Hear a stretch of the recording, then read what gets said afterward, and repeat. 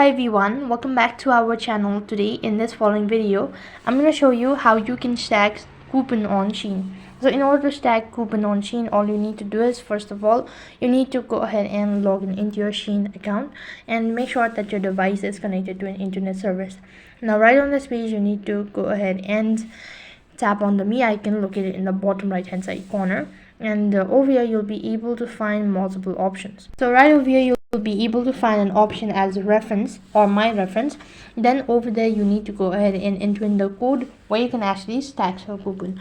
So after you've done that, you've successfully stacked your coupon. And another simple way to get the discount on the following product is that add a product to your wish list beforehand, and after that you can get certain amount of discount, or you can see a price drop on the following product.